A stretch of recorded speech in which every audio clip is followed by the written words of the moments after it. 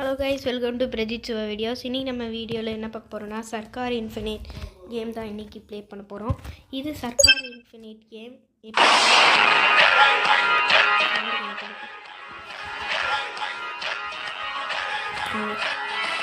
கேம்குள்ளே போகணும்.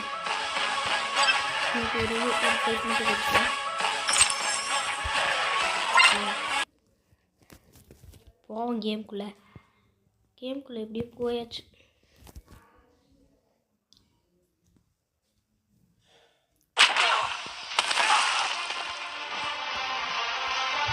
கிராஃபிக்ஸ் பாரு, ஓடி படம் பார்க்குற மாதிரியே இருக்குல்ல.